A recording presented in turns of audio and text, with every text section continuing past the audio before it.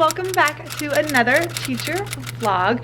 Today I think I'm gonna combine this vlog or this day with like 1 to 2 to maybe 3 days, just because content wise I feel like if I clump the days I will just have a more interesting vlog, just because with my transition into my jobs right now, I'm repeating stuff for my students that I've done in the past, because why create new lessons right now when I'm transitioning to a different grade level? So I still want to share what I'm doing in the classroom. I still want to share my day with you, but I think I'm going to clump the days a little bit, and then that way I'll have more interesting content for you guys to watch with my teacher vlogs. Today is Tuesday the 17th. It is currently before school, and today I'm having the students study the artist Henry Russo and his jungle paintings. What I like about him and his artwork is that it teaches the students to be really creative and imaginative, because he basically painted these jungle scenes and they were really dreamy and interesting.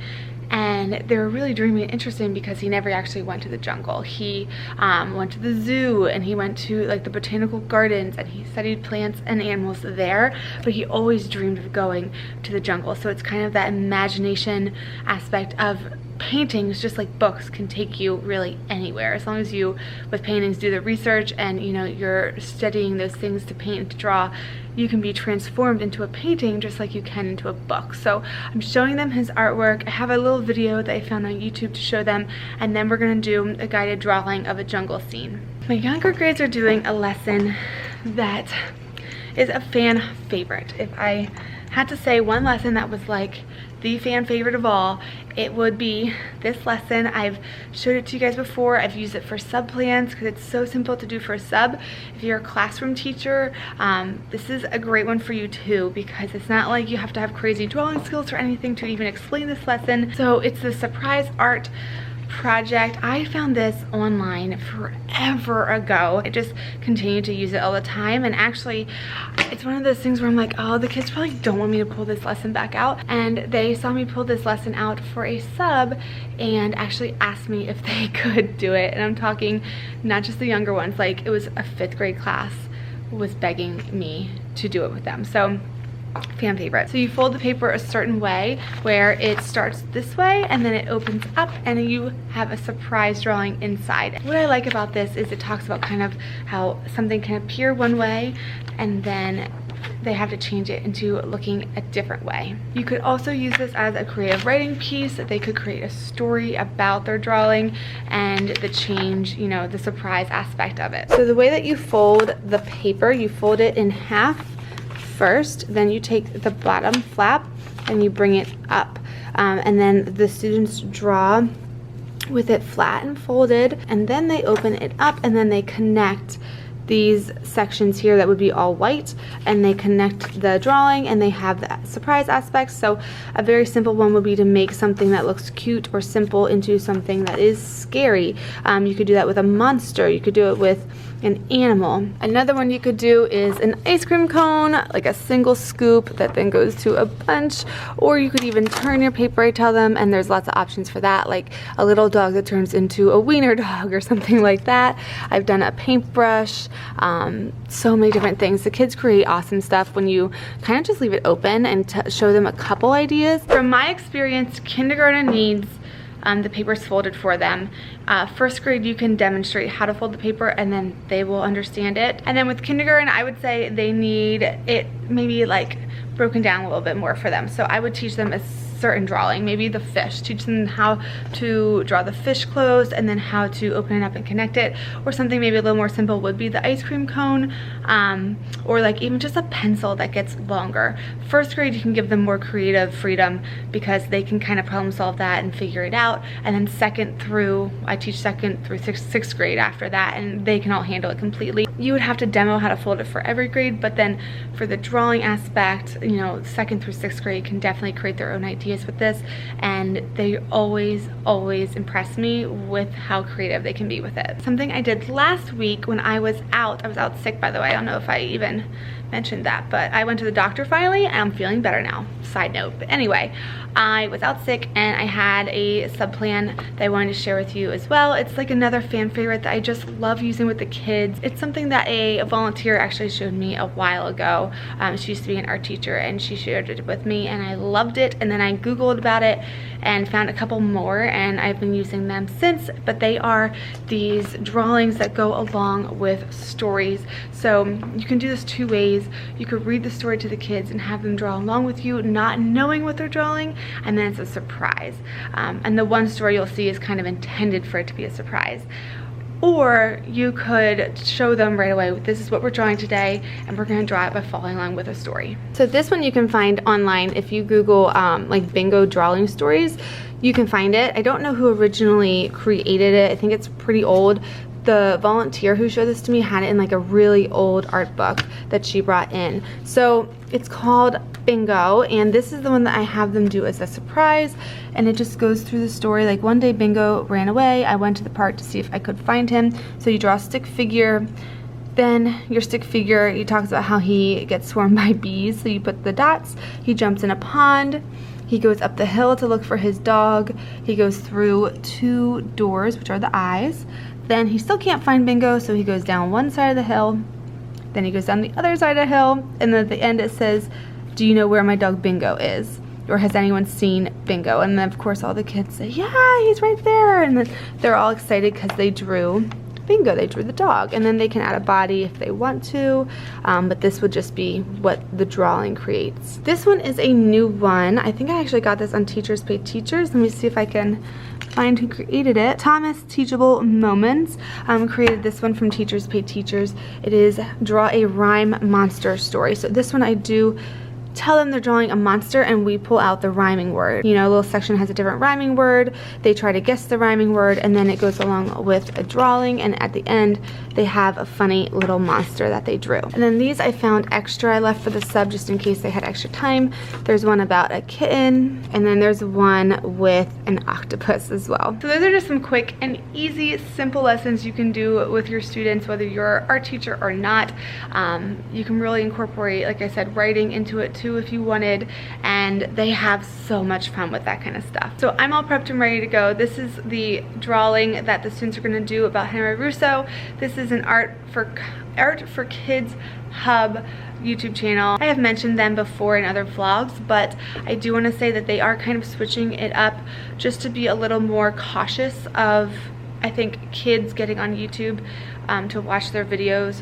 Before it was geared towards very, very young students, and now they released a video saying that they want to up the age. So now they're going to be producing drawing tutorials for ages 13 and up, just because then you don't have 5-year-olds kind of searching around YouTube to try to find their videos to draw something.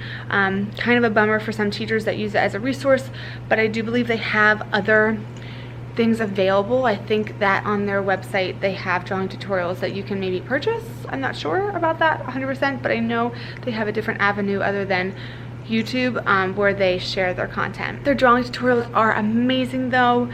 It has saved me so many times when it's an off day. Like let's say you have a shortened class, you can put this on, the kids love it, they are so engaged. And I do a lot of guided drawings, I do a lot of demonstrations, but for some reason when you bring out a YouTube channel that does it, they just are so engaged. And not that they're not engaged when I'm doing the drawing tutorials, but something about like the video, I don't know, they love it. And it's step by step. And what I also really like about it is the channel has the father who's the main drawer, but then he has a kid drawing next to him, one of his children, and then the kids can see the difference between like an adult trained artist and someone who's just learning, and that really helps them kind of boost their confidence. Before I start my day, I do want to share with you my outfit. I think I am going to be doing a teacher outfit of the week video where this outfit will be also, but just for this vlog, I figured I would share my outfit as well. So I was feeling fall today. I was feeling kind of like those warm colors, even though it's going to be 80 degrees today. I was still in the mood for fall. So I put on this dress. I got this from Old Navy? No, Target. I got this from Target. Super comfy. It has little sleeves and it's a good length too. And then I put over it this really comfortable brown long cardigan. I like pairing a long cardigan with a dress. I think it's cute. And then I have on these heels I've showed before. They are from JCPenney, and if you followed the vlog where my feet hurt really bad, they have gotten much better. I don't even have to wear band-aids anymore. They're just comfortable. So I've definitely just worn them in now. For my jewelry, I have on these little earrings, and then I switched out my watch today. I have this like leather wrap strap I got from Amazon, my Grateful bracelet, and my 2 mantra bands. Here you can see my outfit a little better. Just like I said, the long sweater, the little dress, and my heels, and I love the warm fall colors. Just have my hair up in a little messy bun per usual because I was late this morning. So this is my Tuesday outfit today. Good morning. Happy Wednesday. Today is going to be basically a repeat of the lessons that I did yesterday. However, I am also today kind of playing around with some clay. I'm pulling the clay cart as I speak to sit down. I am getting ready to just kind of like experiment with some clay projects and things and make some lesson examples. So I'm excited to show you what I'm cooking up with that. I'm not sure exactly if I'm going to use these. However, I want to get some ideas going and kind of just have options for when I transition to my high school and middle school position, and just kind of play around with the clay and figure out what I want to do exactly. So it is before school. I'm here early this morning and I am all prepped for my day already. So I'm just gonna put on some music. I'm gonna relax, start my morning slow, and work on some of these clay lesson examples.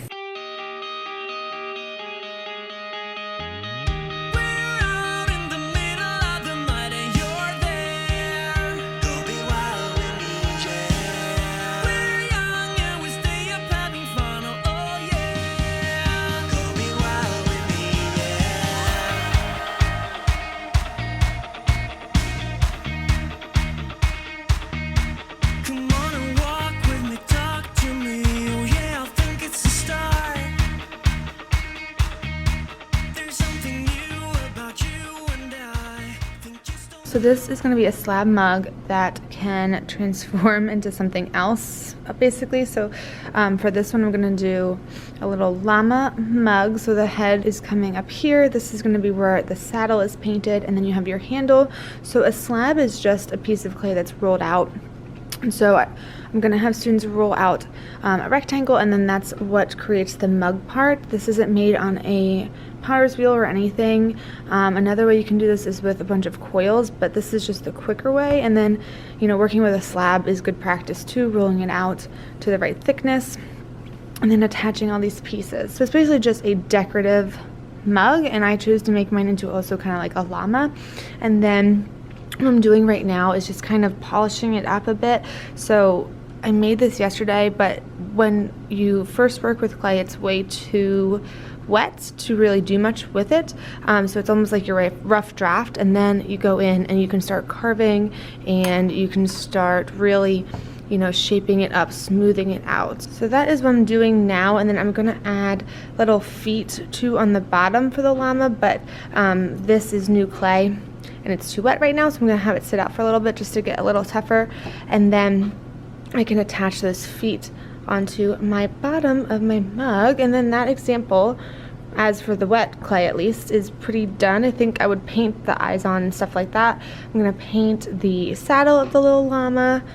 But yeah, so that is my slab decorative mug example, almost finished. And then these are going to be slab weaving projects. So you can see that they have holes in them. That is where the yarn will go, and they'll be creating a loom out of the slab. So basically first you just roll out the slab, you pick a shape, cut it out, decorate it if you want, put the holes in, and then this will be the loom for the weaving process. It is lunchtime. It is actually past lunchtime. I have to eat like 15 minutes. I wanted to share with you guys that thing that heats up my lunch because I've been loving it lately. Got it on Amazon. I'll link it below. It's the neatest thing, and then I don't have to run to the faculty room if I'm like pinched for time. I put my lunch in this thing like, I don't know, maybe an hour or 2 hours ahead of time. That's the only thing you have to like think ahead that you want to do it, and because it does take a little bit. And then when I'm ready for lunch, I just open it up and it's nice and toasty warm. I love this thing it's called Hot Logic Mini, and not sponsored, just really enjoy it. So here's my lunch. I brought some like leftover pasta and veggies, and I stuck this in here. Oh my gosh, I wish you guys could smell this right now. It smells so good. But I stuck this in here about an hour and a half ago, and it just has a hot plate down here, and then you plug it in, and that's all that there is really. It just heats it up really nicely, and now I'm good to go. I'm gonna eat this. I'll show you guys what it looks like because it smells so good. But yeah, it's just some rigatoni and some veggies. So I'm gonna eat this and then wrap up the rest of my day. I have 4 classes this afternoon, and then I will just catch up with you guys after school. Hey guys, so as you can see, I am home. I'm getting some puppy cuddles in. I'm so tired. I need to change because Tony and I are going for a walk when he gets home. It's so nice out, and we've been really trying to walk more. Dixie. Anyway, we've been really trying to walk more just because it's such a good de-stressor. So I think I'm going to change, and then we are going to go for a walk, and then I think I'm gonna make some tea because I am so tired. Today was exhausting. The kids had way more energy than I did. Also, something weird that's been happening. I've been teaching elementary school for, what, 7 years now? 6 years, and for whatever reason this year, everyone's cutting their shirts. I don't understand it.